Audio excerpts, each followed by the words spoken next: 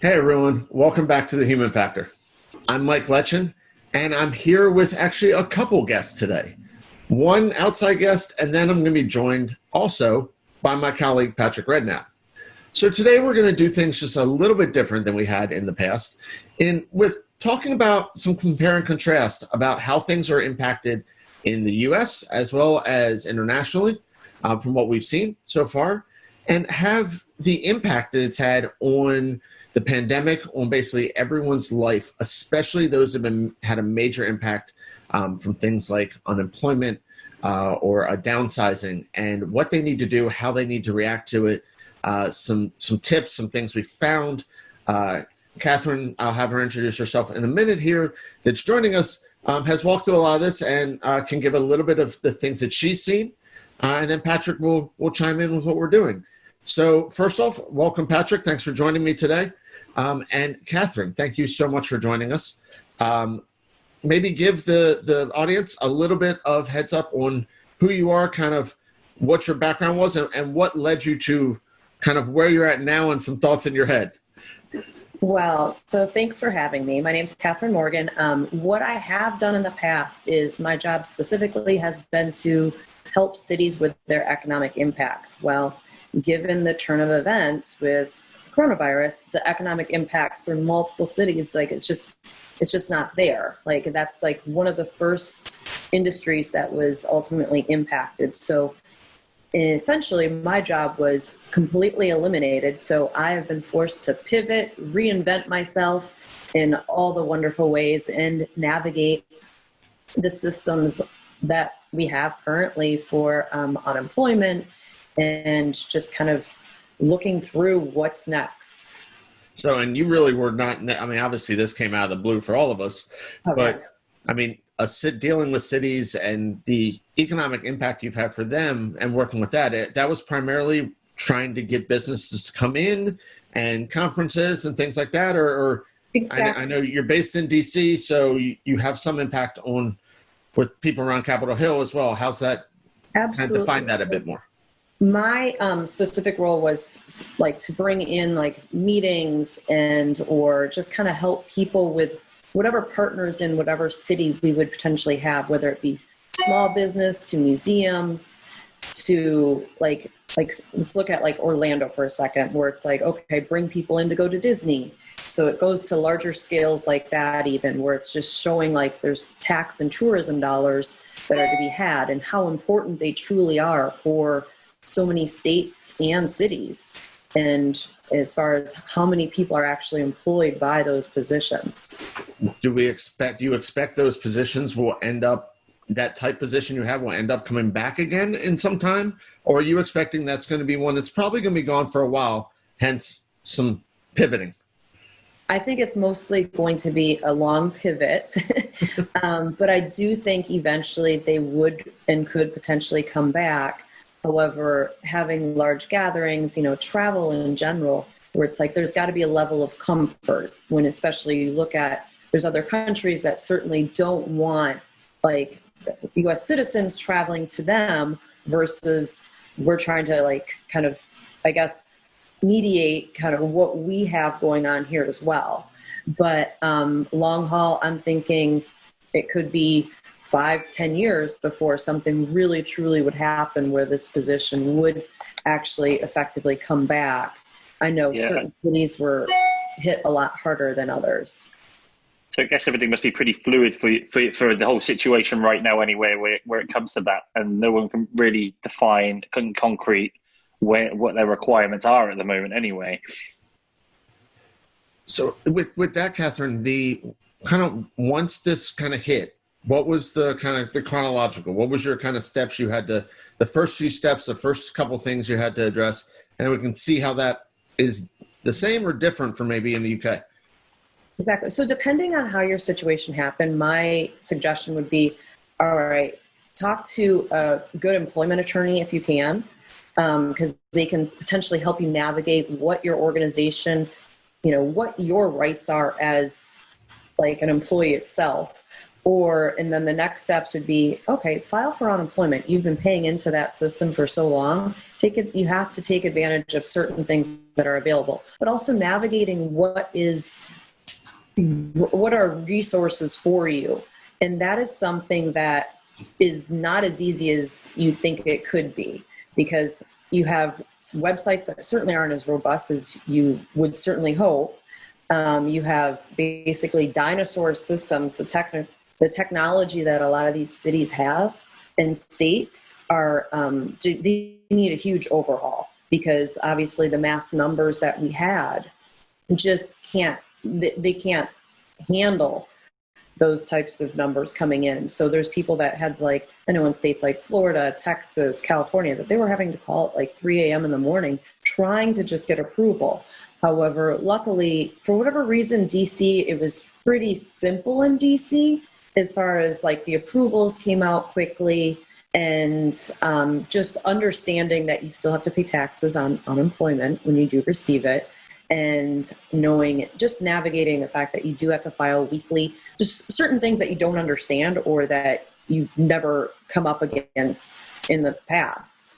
Just in general, it's really surprising how there's so little information and how difficult even the websites are to find the different resources available, where it's like when it comes to insurance, where you may find Cobra is very, very expensive, whereas you can actually go through your state and, like, say, like with DC, they have DC Health Link, where you're paying like maybe $100 less or something like that. But then again, you may qualify for Medicaid too, where you're not an ill person, and it's something that's offered to you on a free basis, where take advantage of those things. So we've already been paying into those things, use them.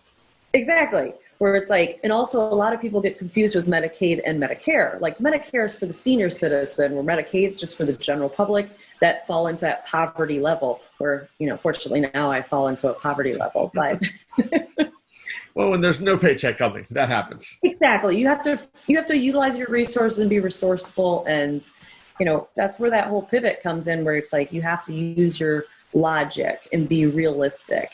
But I actually think when it comes to like other communities where it's like, yes, I have the resources to do that. I have Wi-Fi, I have a computer, but there are so many people that don't. And you have to think of that, those that are impacted that don't necessarily have the time or necessarily know how, because you have public libraries that were completely closed, and that might be their source of Wi-Fi or That's just true. a computer. So, Patrick, obviously with HHS, you guys don't have to worry as much about the insurance side of things. I mean, how does that change? Does it change at all if you are laid off in the UK? So it was very differently done in the UK. So if they were encouraging people not to lay people off, they were saying, this is a temporary situation. They said to most employers, if your employees cannot do their job currently or cannot work from home, then you can furlough them, where you send them home, and the government were covering 80% of the wages. So they were doing that, and they're still doing that. But then it became the whole kind of black hole that was contractors, gig economy contractors and stuff like that, or people who do their work through a limited company. It was so they came up with rules for that, and a lot of people fell through the cracks. I know people who have lost their businesses still.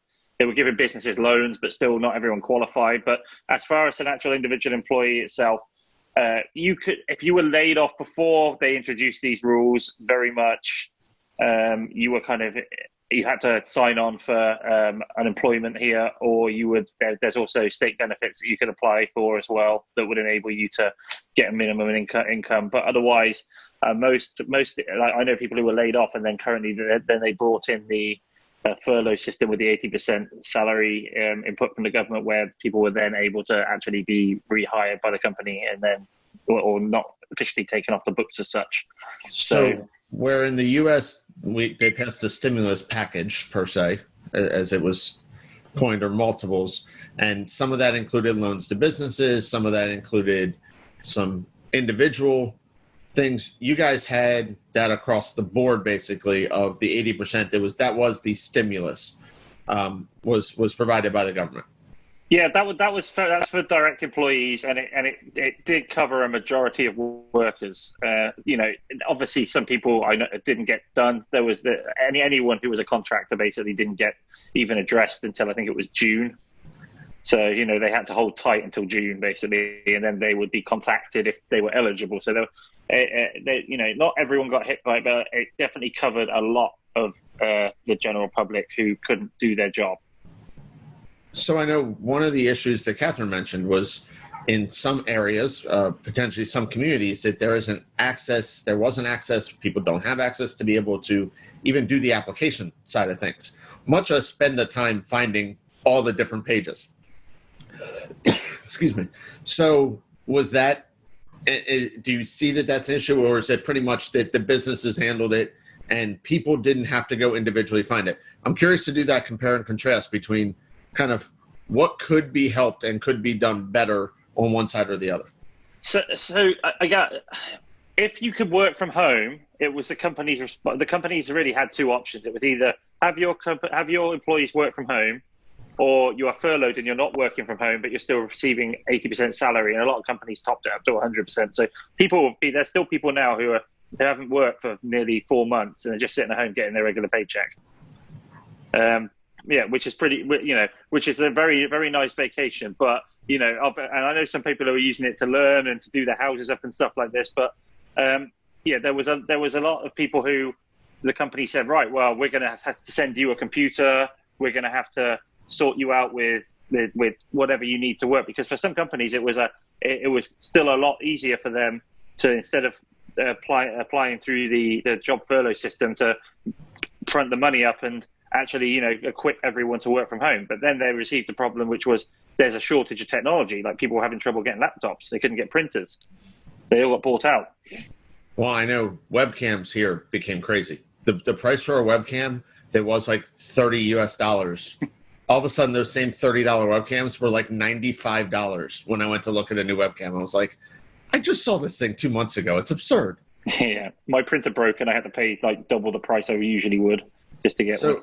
With that shortage of equipment and things, I mean, Kathryn, one of the things that you mentioned was the challenge of the multiple different sites, the kind of knowing what you do qualify for, what you don't. How did you navigate that, or did you find any resources to help that? Or is that something that you're finding just needs to be created?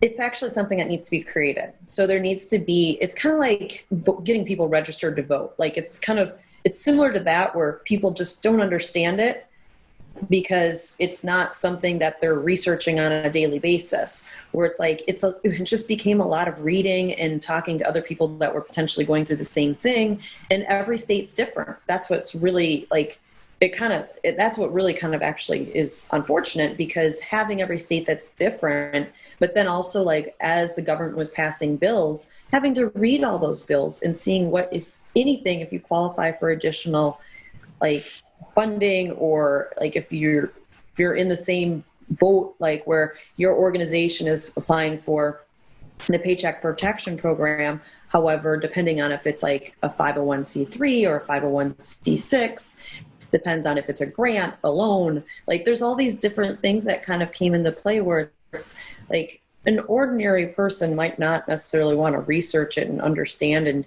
take a deep dive. But if you're being impacted by it, you're going to want to do that research. And yes, unfortunately, we did get the one stimulus where, each week it's an additional $600. However, that's up for, consideration at the end of the month as well. But then there is also there was the stimulus of $1,200 to Americans, but they're looking at your income for what was 19, 18, 17.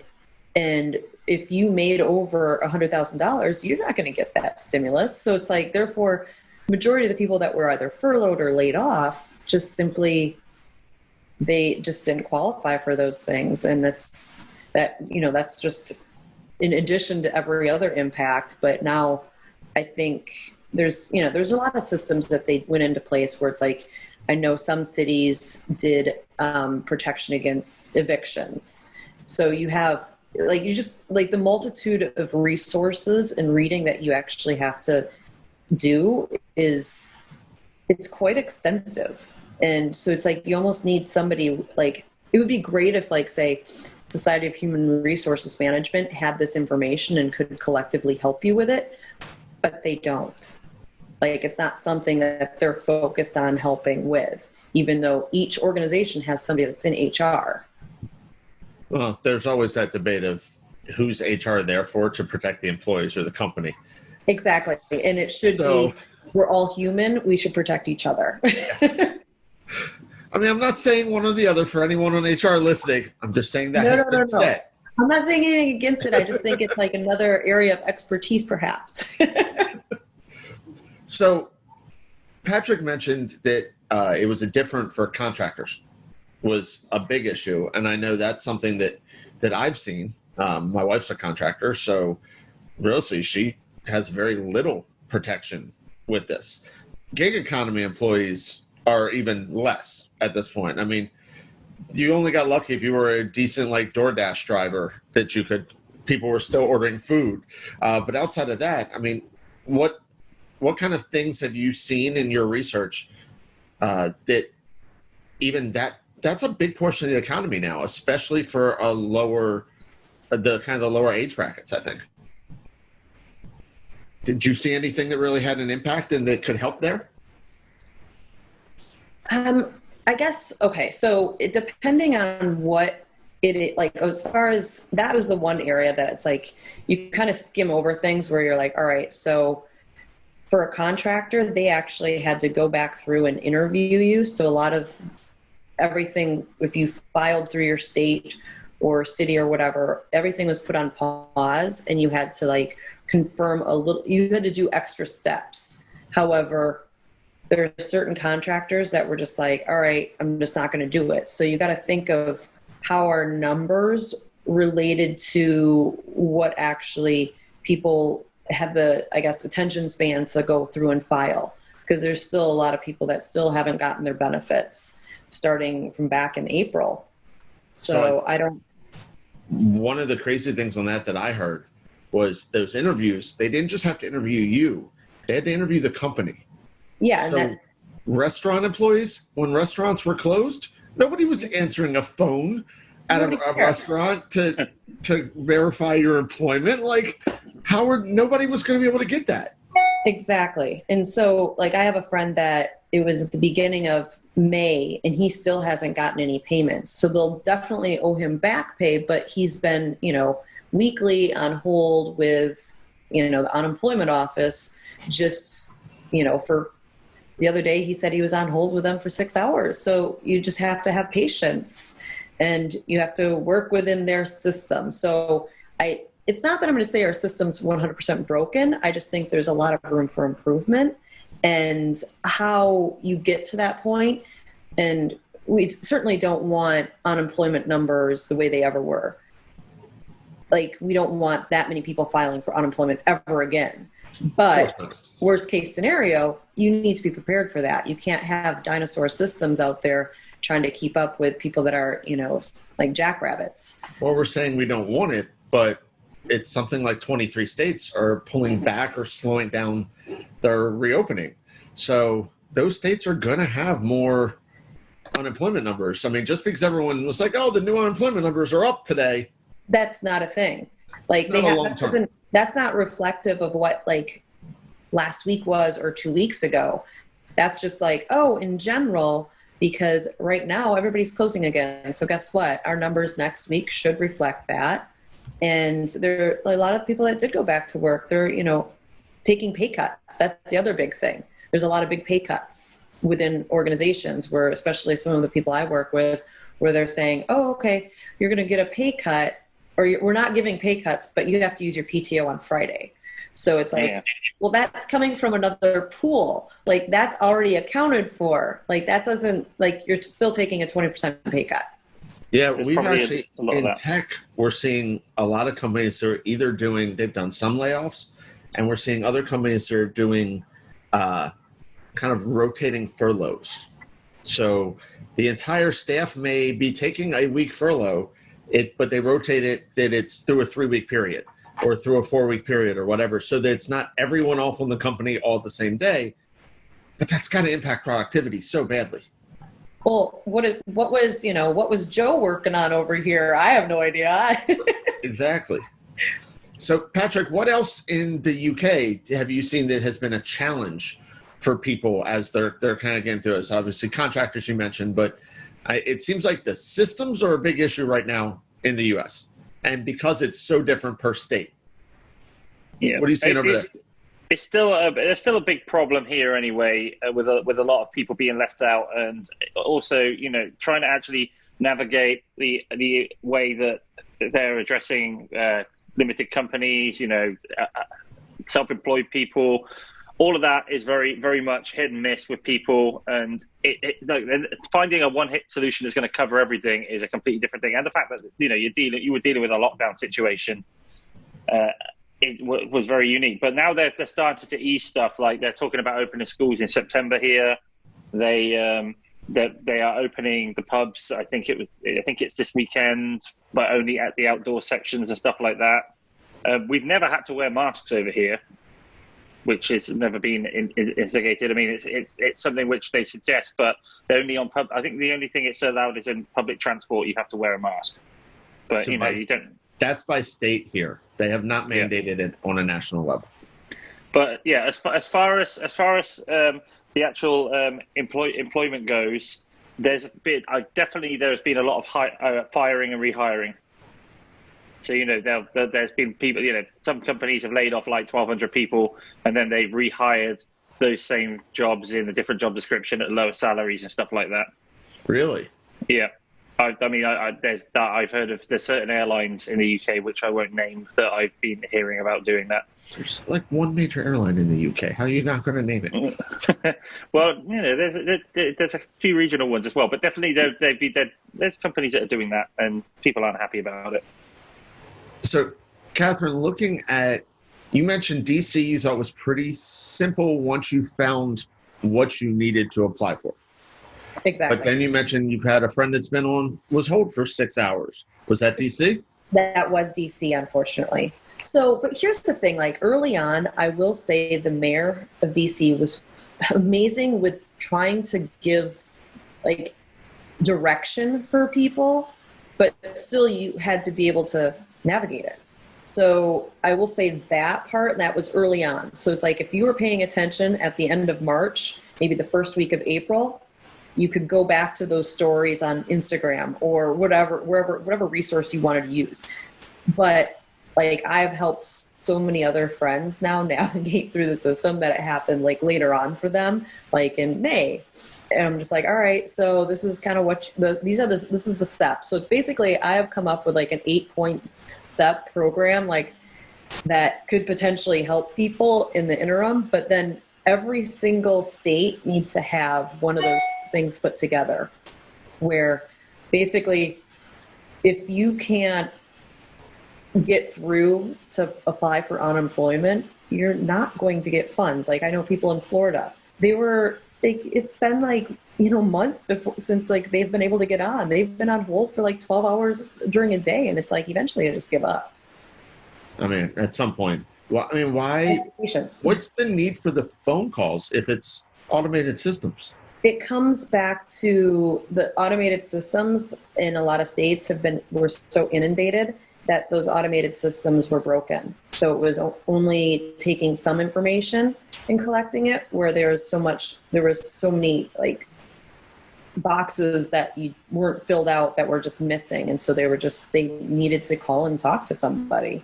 Or it could be some people were just not understanding how to do it online because their system didn't allow for it. And then, and then it goes back to the next thing. There's like, I know a couple of my friends in the state of California, they're like, yeah, they're sending me like credit cards each week. And I'm like, you can't do direct deposit. So that's another thing where it's not all states are set up equally, where direct deposit works in most cases.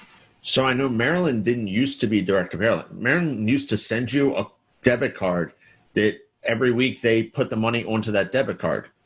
Yeah. Which is great, except like a lot of buildings charge you to use a card to pay your rent.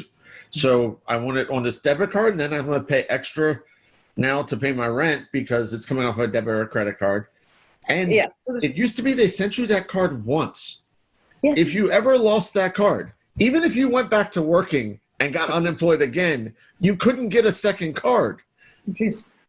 Yeah, it was not a good system. My card here. Like, I haven't been unemployed for 6 years. Why would I know where that card is? Like, Exactly. but it really was a very broken system on it. It sounds like one of the biggest. So those 8 steps you mentioned a kind of an 8-step plan.